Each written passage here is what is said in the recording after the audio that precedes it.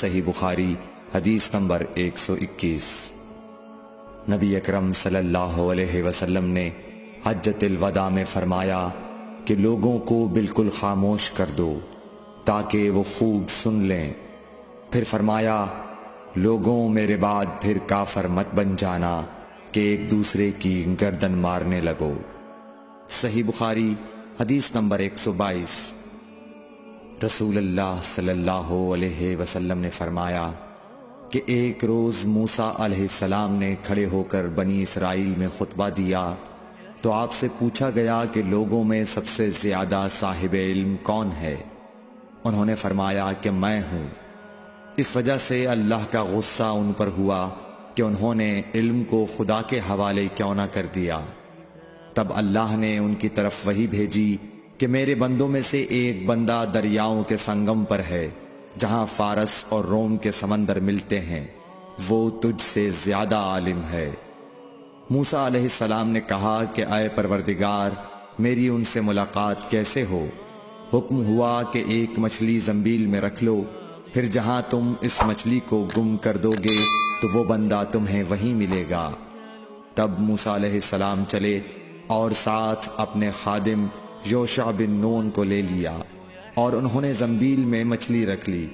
جب ایک پتھر کے پاس پہنچے دونوں اپنے سر اس پر رکھ کر سو گئے اور مچھلی زنبیل سے نکل کر دریا میں اپنی راہ بناتی چلی گئی۔ اور یہ بات موسیٰ علیہ السلام اور ان کے ساتھی کے لیے بے حد تعجب کی تھی۔ پھر دونوں باقی رات اور دن میں جتنا وقت باقی تھا چلتے رہے۔ جب صبح ہوئی موسیٰ علیہ السلام نے خادم سے کہا ہمارا ناشتہ لاؤ، اس سفر میں ہم نے کافی تکلیف اٹھائی ہے۔ اور موسیٰ علیہ السلام بالکل نہیں تھکے تھے، مگر جب اس جگہ سے آگے نکل گئے جہاں تک انہیں جانے کا حکم ملا تھا تب ان کے خادم نے کہا کہ کیا آپ نے دیکھا تھا کہ جب ہم صخرہ کے پاس ٹھہرے تھے تو میں مچھلی کا ذکر بھول گیا؟ بقول بعض صخرہ کے نیچے آب حیات تھا، وہ اس مچھلی پر پڑا اور وہ زندہ ہو کر بقدرت الہی دریا میں چل دی۔ یہ سن کر موسیٰ علیہ السلام بولے کہ یہ ہی وہ جگہ ہے جس کی ہمیں تلاش تھی، تو وہ پچھلے پاؤں واپس ہو گئے۔ جب پتھر تک پہنچے تو دیکھا کہ ایک شخص کپڑا اوڑھے ہوئے موجود ہے۔ موسیٰ علیہ السلام نے انہیں سلام کیا۔ خضر نے کہا کہ تمہاری سرزمین میں سلام کہاں؟ پھر موسیٰ علیہ السلام نے کہا کہ میں موسیٰ ہوں۔ خضر بولے کہ بنی اسرائیل کے موسیٰ؟ انہوں نے جواب دیا ہاں۔ پھر کہا کہ کیا میں آپ کے ساتھ چل سکتا ہوں تاکہ آپ مجھے ہدایت کی وہ باتیں بتلاؤ جو اللہ نے خاص آپ ہی کو سکھلائی ہیں؟ خضر بولے کہ تم میرے ساتھ صبر نہیں کر سکو گے۔ اے موسیٰ، مجھے اللہ نے ایسا علم دیا ہے جسے تم نہیں جانتے، اور تم کو جو علم دیا ہے اسے میں نہیں جانتا۔ اس پر موسیٰ علیہ السلام نے کہا کہ خدا نے چاہا تو آپ مجھے صابر پاؤ گے، اور میں کسی بات میں آپ کی نافرمانی نہیں کروں گا۔ پھر دونوں دریا کے کنارے کنارے پیدل چلے۔ ان کے پاس کوئی کشتی نہ تھی کہ ایک کشتی ان کے سامنے سے گزری تو کشتی والوں سے انہوں نے کہا کہ ہمیں بٹھا لو۔ خضر کو انہوں نے پہچان لیا اور بغیر کرائے کے سوار کر لیا۔ اتنے میں ایک چڑیا آئی اور کشتی کے کنارے پر بیٹھ گئی۔ پھر سمندر میں اس نے ایک یا دو چونچیں ماری۔ اسے دیکھ کر خضر بولے کہ اے موسیٰ، میرے اور تمہارے علم نے اللہ کے علم میں سے اتنا ہی کم کیا ہوگا جتنا اس چڑیا نے سمندر کے پانی سے۔ پھر خضر نے کشتی کے تختوں میں سے ایک تختہ نکال ڈالا۔ موسیٰ علیہ السلام نے کہا کہ ان لوگوں نے تو ہمیں کرایہ لیے بغیر مفت میں سوار کیا، اور آپ نے ان کی کشتی کی لکڑی اکھاڑ ڈالی تاکہ یہ ڈوب جائیں۔ خضر بولے کہ کیا میں نے نہیں کہا تھا کہ تم میرے ساتھ صبر نہیں کر سکو گے؟ اس پر موسیٰ علیہ السلام نے جواب دیا کہ بھول پر میری گرفت نہ کرو۔ موسیٰ علیہ السلام نے بھول کر یہ پہلا اعتراض کیا تھا۔ پھر دونوں چلے۔ کشتی سے اتر کر ایک لڑکا بچوں کے ساتھ کھیل رہا تھا۔ خضر نے اوپر سے اس کا سر پکڑ کر ہاتھ سے اسے الگ کر دیا۔ موسیٰ علیہ السلام بول پڑے، کیا آپ نے ایک بے گناہ بچے کو بغیر کسی جانی حق کے مار ڈالا؟ غضب ہو گیا۔ خضر بولے کہ میں نے تم سے نہیں کہا تھا کہ تم میرے ساتھ صبر نہیں کر سکو گے؟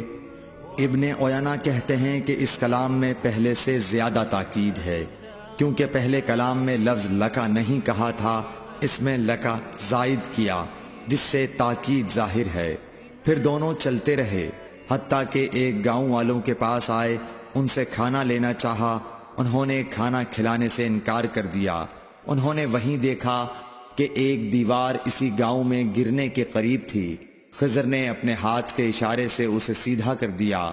موسیٰ علیہ السلام بول اٹھے کہ اگر آپ چاہتے تو گاؤں والوں سے اس کام کی مزدوری لے سکتے تھے۔ خضر نے کہا کہ بس اب ہم اور تم میں جدائی کا وقت آ گیا ہے۔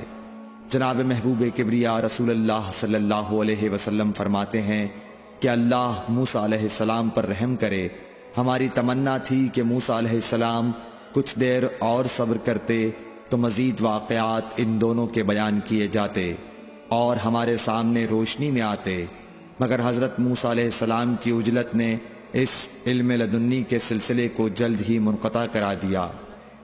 صحیح بخاری حدیث نمبر 123۔ ایک شخص رسول اللہ صلی اللہ علیہ وسلم کی خدمت اقدس میں حاضر ہوا اور اس نے عرض کیا، یا رسول اللہ، اللہ کی راہ میں لڑائی کی کیا صورت ہے؟ کیونکہ ہم میں سے کوئی غصے کی وجہ سے اور کوئی غیرت کی وجہ سے جنگ کرتا ہے۔ تو آپ صلی اللہ علیہ وسلم نے اس کی طرف سر اٹھایا، اور سر اس لیے اٹھایا کہ پوچھنے والا کھڑا ہوا تھا۔ پھر آپ صلی اللہ علیہ وسلم نے فرمایا، جو اللہ کے کلمے کو سر بلند کرنے کے لیے لڑے وہ اللہ کی راہ میں لڑتا ہے۔ صحیح بخاری حدیث نمبر 124۔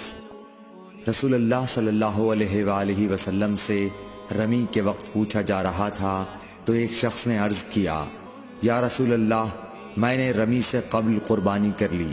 آپ صلی اللہ علیہ وسلم نے فرمایا، اب رمی کر لو، کچھ حرج نہیں ہوا۔ دوسرے نے کہا، یا رسول اللہ، میں نے قربانی سے پہلے سر منڈا لیا۔ آپ صلی اللہ علیہ وسلم نے فرمایا، اب قربانی کر لو، کچھ حرج نہیں۔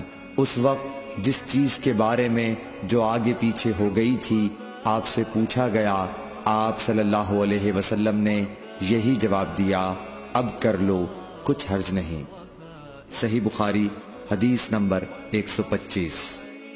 حضرت عبداللہ بن مسعود رضی اللہ تعالی عنہ کہتے ہیں کہ ایک مرتبہ میں رسول کریم صلی اللہ علیہ وسلم کے ساتھ مدینے کے کھنڈرات میں چل رہا تھا اور آپ کھجور کی چھڑی پر سہارا دے کر چل رہے تھے، تو کچھ یہودیوں کا ادھر سے گزر ہوا۔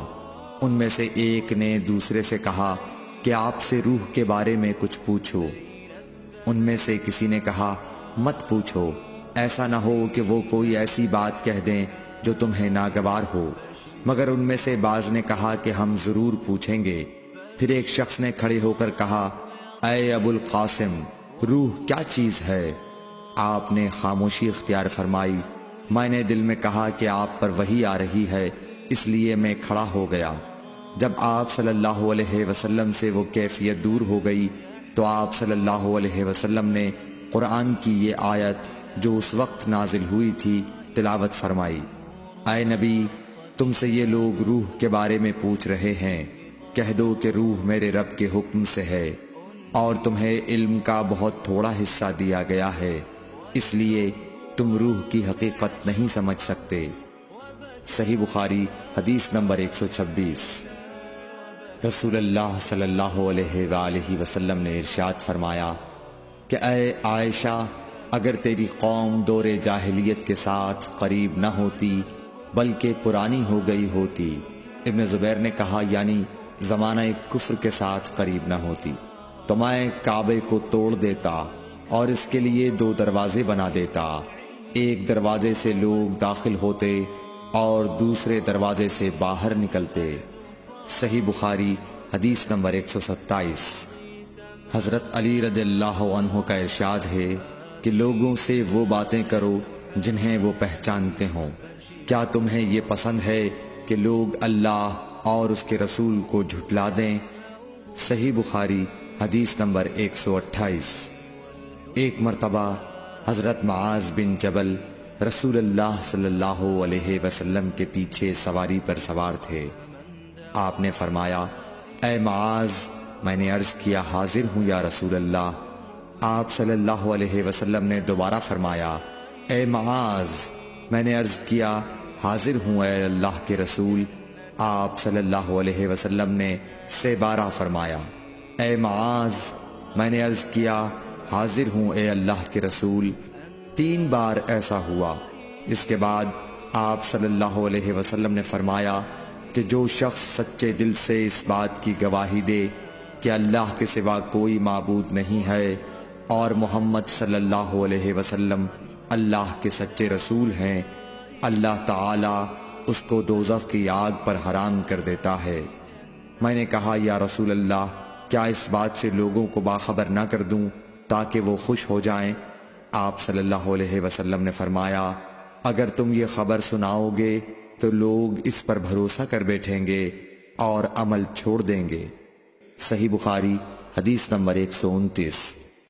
رسول کریم صلی اللہ علیہ وسلم نے ایک روز معاذ رضی اللہ عنہ سے فرمایا کہ جو شخص اللہ سے اس کیفیت کے ساتھ ملاقات کرے کہ اس نے اللہ کے ساتھ کسی کو شریک نہ کیا ہو، وہ یقیناً جنت میں داخل ہوگا۔ معاذ بولے یا رسول اللہ، کیا میں اس بات کی لوگوں کو بشارت نہ سنا دوں؟ آپ صلی اللہ علیہ وسلم نے فرمایا نہیں، مجھے خوف ہے کہ لوگ اس پر بھروسہ کر بیٹھیں گے۔ صحیح بخاری حدیث نمبر 130۔ ام سلیم نامی ایک عورت رسول کریم صلی اللہ علیہ وسلم کی خدمت اقدس میں حاضر ہوئیں اور عرض کیا کہ یا رسول اللہ، اللہ تعالی حق بات بیان کرنے سے نہیں شرماتا، اس لیے میں پوچھتی ہوں کہ کیا احتلام سے عورت پر بھی غسل ضروری ہے؟ آپ صلی اللہ علیہ وسلم نے فرمایا کہ ہاں، جب عورت پانی دیکھ لے یعنی کپڑے وغیرہ پر منی کا اثر معلوم ہو۔ تو یہ سن کر حضرت ام سلمہ رضی اللہ عنہا نے شرم کی وجہ سے اپنا چہرہ چھپا لیا اور کہا یا رسول اللہ، کیا عورت کو بھی احتلام ہوتا ہے؟ آپ نے فرمایا ہاں، تیرے ہاتھ خاک آلود ہوں، پھر کیوں اس کا بچہ اس کی صورت کے مشابہ ہوتا ہے، یعنی یہی اس کے احتلام کا ثبوت ہے۔ صحیح بخاری حدیث نمبر 131۔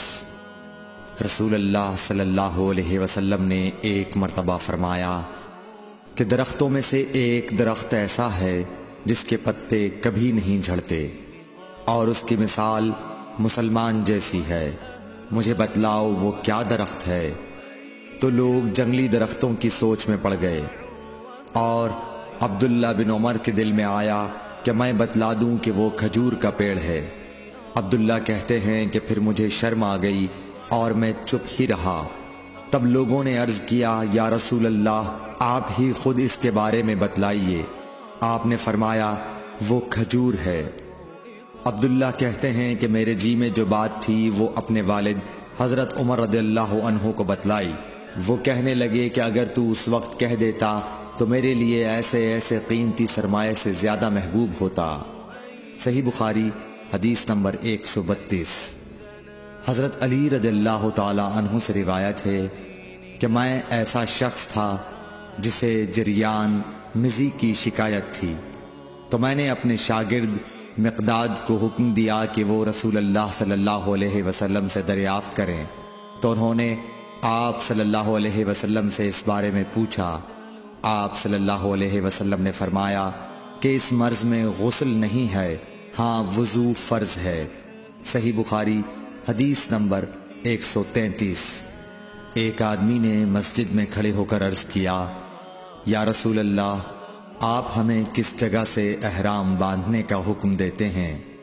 تو رسول اللہ صلی اللہ علیہ وسلم نے فرمایا مدینے والے ذوالحلیفہ سے احرام باندھیں اور اہل شام جحفہ سے اور نجد والے قرن منازل سے۔ ابن عمر نے فرمایا کہ لوگوں کا خیال ہے کہ رسول اللہ صلی اللہ علیہ وسلم نے فرمایا کہ یمن والے یلملم سے احرام باندھیں، اور ابن عمر کہا کرتے تھے کہ مجھے یہ آخری جملہ رسول اللہ صلی اللہ علیہ وسلم سے یاد نہیں۔ صحیح بخاری حدیث نمبر 134۔ ایک شخص نے آپ صلی اللہ علیہ وسلم سے پوچھا کہ احرام باندھنے والے کو کیا پہننا چاہیے؟ آپ صلی اللہ علیہ وسلم نے فرمایا کہ نہ قمیص پہنے، نہ صافہ باندھے، اور نہ پجامہ، اور نہ کوئی سرپوش اوڑھے، اور نہ کوئی زعفران اور ورس سے رنگا ہوا کپڑا پہنے، اور اگر جوتے نہ ملیں تو موزے پہن لے، اور انہیں اس طرح کاٹ دے کہ ٹخنوں سے نیچے ہو جائیں۔ صحیح بخاری حدیث نمبر 135۔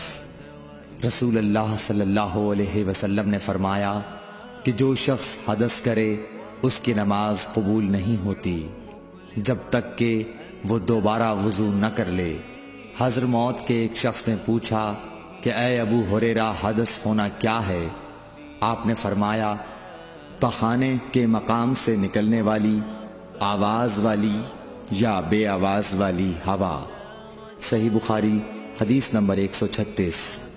رسول اللہ صلی اللہ علیہ وآلہ وسلم نے فرمایا کہ میری امت کے لوگ وضو کے نشانات کی وجہ سے قیامت کے دن سفید پیشانی اور سفید ہاتھ پاؤں والوں کی شکل میں بلائے جائیں گے، تو تم میں سے جو کوئی اپنی چمک بڑھانا چاہتا ہے تو وہ بڑھا لے، یعنی وضو اچھی طرح کر لے۔ صحیح بخاری حدیث نمبر 137۔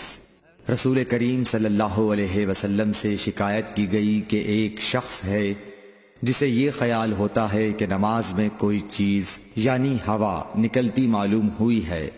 آپ صلی اللہ علیہ وسلم نے فرمایا کہ نماز سے نہ پھرے یا نہ مڑے جب تک آواز نہ سنے یا بو نہ پائے۔